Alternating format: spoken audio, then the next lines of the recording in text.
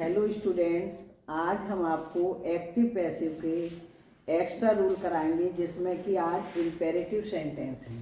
Imperative को कैसे पहचानते हैं? यदि वाक्य में कोई सब्जेक्ट नहीं होता है तो वो वाक्य हमारा इम्पेरेटिव होता है। या तो मेन वर्ब से शुरू होता है, या ऑलवेज, नेवर, या डू नॉट, या प्लीज से। तो देखिए, यदि वाक्य इम्पेरेटिव हो तो पैसिव बनाते समय वाक्य के भाव के अनुसार, मतलब वाक्य को आपको समझना पड़ेगा कि इसमें क्या कहा गया है। उससे पहले अगर आदेश होगा तो हम उसमें जोड़ेंगे यू आर ऑर्डर टू, आदेश के लिए। अगर हमें वाक्य लगता है एडवाइज है तो उससे पहले यू आर एडवाइज टू, सलाह के लिए जोड़ते हैं। और अगर प्लीज शब्द दिया है तो प्लीज हटा करके यू आर रिक्वेस्टेड टू जोड़ते हैं। यदि वाक्य में डू नॉट दिया है तो डू नॉट हटा देंगे और उसकी जगह यू आर फॉरवर्ड टू जोड़ते हैं। फॉरवर्ड माने मना करना। तो देखो, अब ये है हमारा वाक्य है पहला, कंप्लीट द वर्क। तो कंप्लीट द वर्क हमें क्या लग रहा है आपको? ऑर्डर। तो you are order to complete the work. Next है रेस्पेक्ट द एल्डर्स। तो रेस्पेक्ट क्या है आपका? एडवाइस है। तो हम इसमें जोड़ेंगे you are advise to respect the elders. Next है प्लीज हेल्प मी। तो प्लीज शब्द होने के कारण प्लीज को हटा देंगे और प्लीज की जगह you are requested to help me. Next है डू नॉट सिट हेयर। तो डू नॉट को हटा करके you are forward to sit here. अब देखिए, जैसे डू नॉट है तो डू नॉट माने नहीं या मत, और नेवर मीन्स होता है कभी नहीं। तो जैसे नेवर वाला वाक्य है नेवर टेल ए लाई, तो इसको बदलने के लिए हम नेवर को नहीं हटाते, इसमें हम एडवाइस, सलाह मानी जाएगी। तो you are advised never to tell a lie. तो टू हम नेवर से पहले क्यों नहीं लगाते हैं? क्योंकि नेवर जो है एडवर्ब है, वर्ब से पहले टू लगाया जाता है, इसलिए टेल से पहले टू टेल ए लाई प्रयोग हुआ है। अब इसी तरह से always, always help the needy. तो ये वी एडवाइज में आएगा, यू आर एडवाइज टू, और है तो क्या होगा? You are advised always to help the needy. Always के बाद में टू का प्रयोग करते हैं। अब देखिए, इसको दूसरी तरह से भी बना सकते हैं। इन वाक्यों को लेट जोड़कर भी पैसिव बना सकते हैं। तो लेट से अगर बनाएंगे तो क्या होगा? सबसे पहले लेट होगा, फिर object, be, third form, complement और टाइम। इसमें आपको कोई भाव नहीं सोचना पड़ेगा कि क्या ऑर्डर है, क्या एडवाइस है, बस लेट से शुरू करना होगा। जैसे आपका ये वाक्य है लेट मी।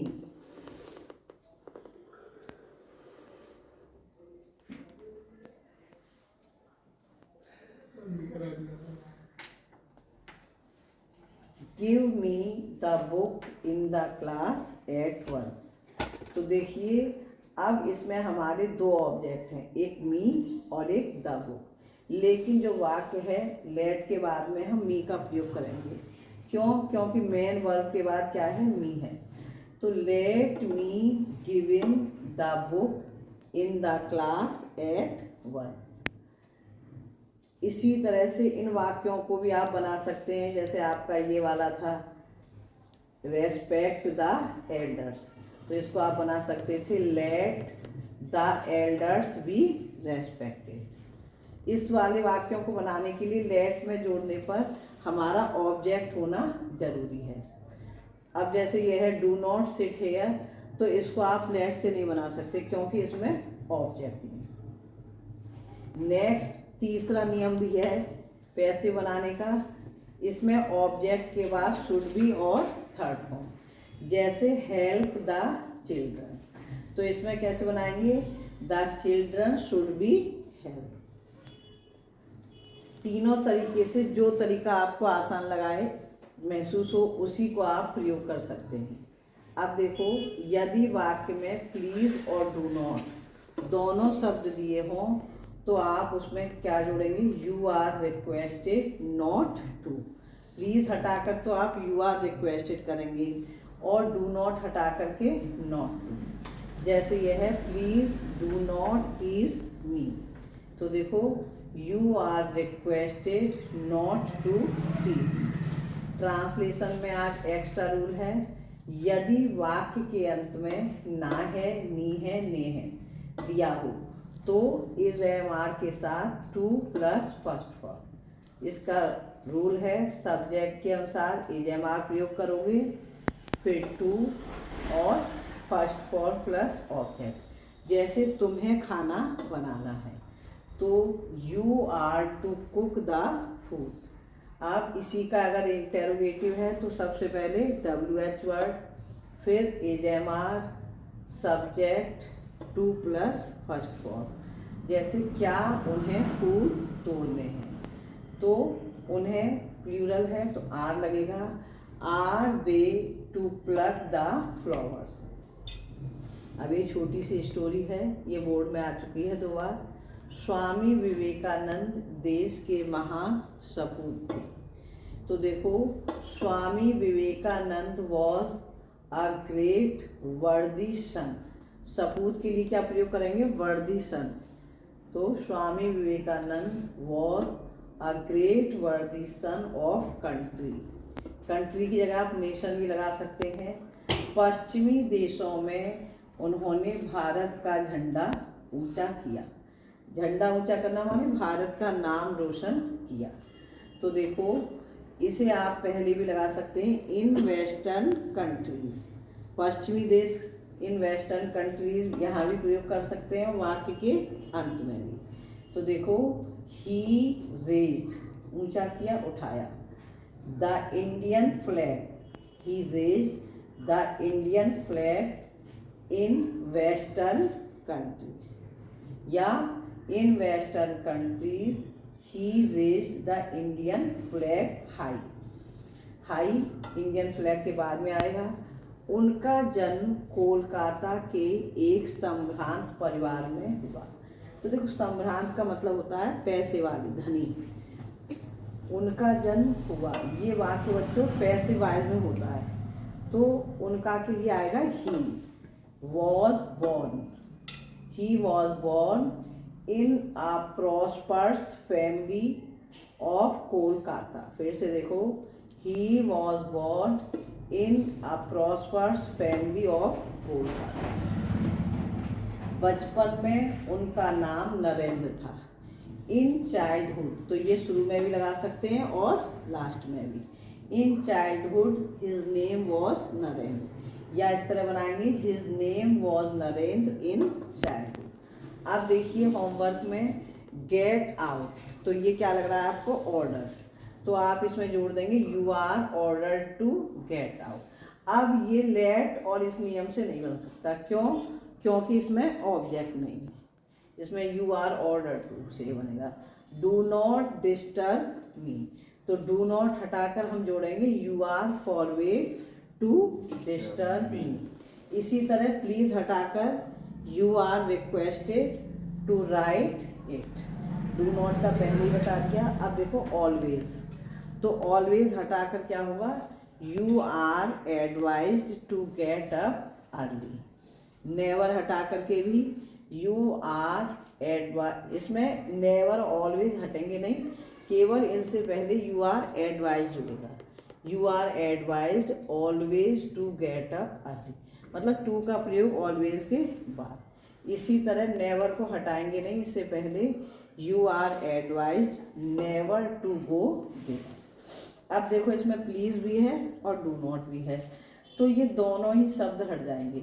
इसकी जगह जोड़ा जाएगा you are requested not to repeat it. अब देखो ये वाला वाक्य जो है बोर्ड में कई बार आया है, इसमें बच्चे कंफ्यूज हो जाते हैं। क्यों, क्योंकि इसमें केवल डू इट दिया है। तो बच्चे ये समझ पाते हैं कि इसका क्या होगा, डू इट। तो ये क्या बच्चों, ऑर्डर है, you are order to do it. Call him at once, ये भी ऑर्डर से ही होगा। स्टॉप राइटिंग, ये भी ऑर्डर है।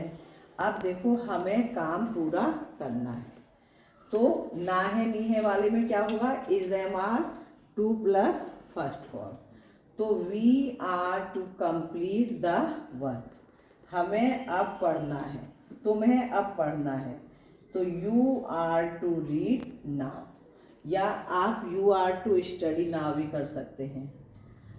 अब देखो इंटेरोगेटिव, क्या तुम्हें स्कूल नहीं जाना है, तो तुम्हें से पहले are you not to go to school. फिर से देखो, ये थोड़ा कंफ्यूजिंग लगेगा तुम्हें, शुरू में आएगा आर यू, क्योंकि इसमें नॉट दे दिया है, are you not to go to school. अब ये इंटेरोगेटिव है, कमला को कब खाना बनाना है, तो सबसे पहले क्या आएगा, when is Kamala to cook the food. अब देखिए डायरेक्ट इनडायरेक्ट में, she said to me how can I do it, do लिखना रह गया इसमें, तो she asked me how, I की जगह सी के अनुसार होगा she could do it. Next देखें पॉजिटिव डिग्री। अब देखो इसमें आपको पहचानना होगा कि कौन से ग्रुप की है, you are richer than I. तो कैसे पहचान करते हैं, कंपैरिजन देखते हैं कि किसका किससे कंपैरिजन हो रहा है, ये कंपैरेटिव डिग्री है, तो इसमें यू और आई के बीच कंपैरिजन है। जब दो के बीच कंपैरिजन होता है तो हमारी एक ग्रुप की पॉजिटिव या कंपैरेटिव डिग्री मानी जाती है। तो पॉजिटिव बनाना है, तो अब हमारे में सबसे पहले आएगा आई, और आई के साथ आर नहीं आएगा, आई के साथ क्या आएगा, एम, आई एम। अब देखो ये है एफर्मेटिव, तो जो पॉजिटिव बनेगी उसमें नेगेटिव। ये वाक्य कभी कभी डिग्री चेंज की जगह नेगेटिव भी लिखा सकता है, तब भी हमें डिग्री चेंज ही करना होगा। तो I am not so rich as you. फिर से देखो आई यहाँ पर आएगा और आई के साथ am, I am not so rich as you. देखो ये एक्सक्लेमेटरी वाक्य है, एक्सक्लेमेटरी से हमें एसर्टिव में चेंज करना है। जब एक्सक्लेमेटरी को एसर्टिव में चेंज करते हैं तो हाउ और व्हाट को हटा देते हैं और इसकी जगह एडजेक्टिव से पहले वेरी का प्रयोग करते हैं। जैसे हाउ हैप्पी यू आर, तो ये क्या हो जाएगा, you are very happy. Next I am music, तो इसमें हमें प्रपोजिशन भरनी है। कुछ प्रपोजिशन सर्टेन होती हैं, सर्टेन माने निश्चित, फॉन्ड माने होता है बच्चों शौकीन, तो फॉन्ड के साथ सर्टेन प्रपोजिशन होती है और ये अक्सर पेपर्स में भी आती है, हाई स्कूल टर्म में और कंपटीशन में भी आती है। I am fond of you. That's all, thank you for listening me, have a nice day to all of you.